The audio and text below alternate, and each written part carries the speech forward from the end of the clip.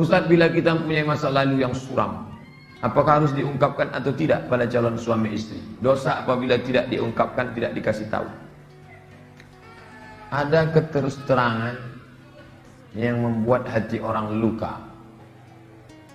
Tapi ada suatu yang antum sembunyikan bisa berefek hukum. Inishtarata thaiban, inishtarata bikran.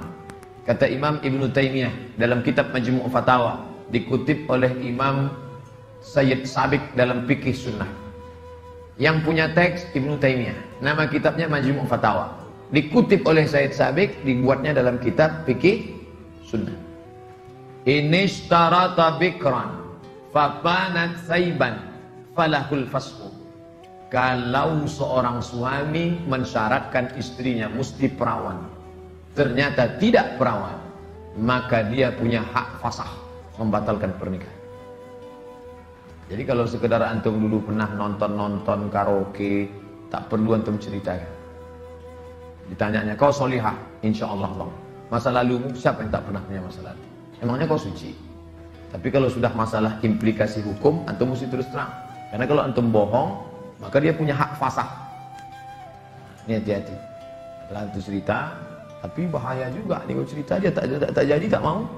Bukakannya ke yang lain. Alamat. Pokoknya gawat lah itu dah.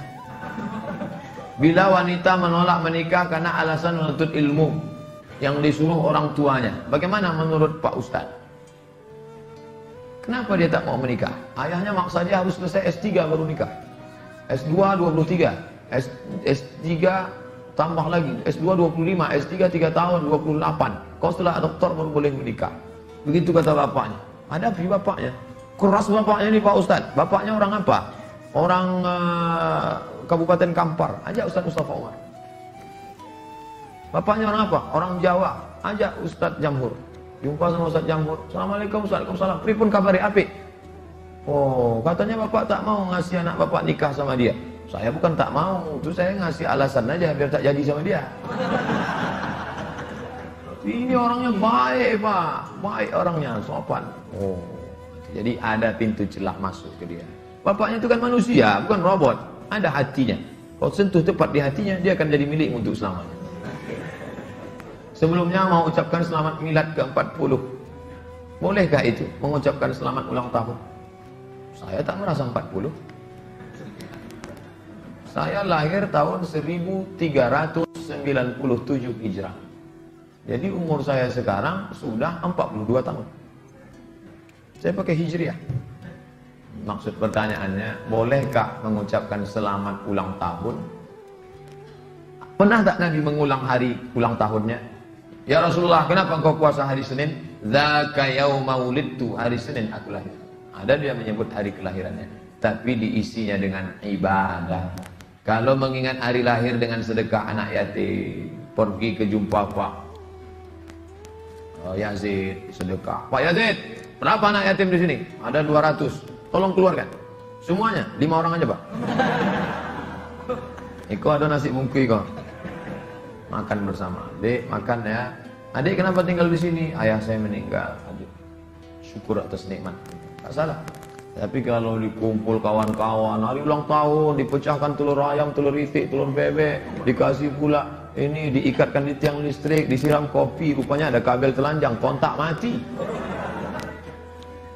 Buat dosa aja.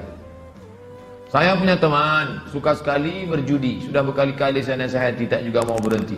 Saya suruh teman lain juga tak mau. Bagaimana cara menyadarkannya Pak Ustaz? Panggil polisi. Angkat. Banyak jamaah kita polisi, nanti saya kasih nomor. Jamaah kita banyak polisi, saya kasih nomor. Gimana dia selalu main?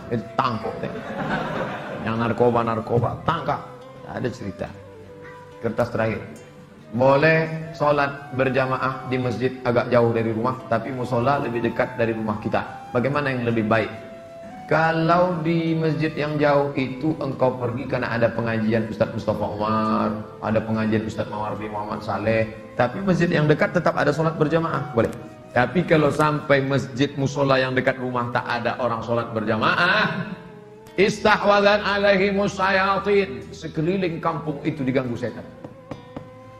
Musola surau, langgar, masjid yang sudah dikomitmen sholat berjamaah, tiba-tiba tinggal tak ada berjamaah, istahwadat alaihim syayatin. Jadi perhatikan baik-baik. Pak Ustadz, memang di situ tak ramai, tapi pasukan inti adalah. Oke, tak masalah. Antum pergi ke masjid sana karena ada pengajian di situ. Tapi kalau sampai kosong, antum yang azan di situ. Antum azan sholat dulu, selesai sholat baru pergi ke sana. Azan subuh sudah siap di masjid.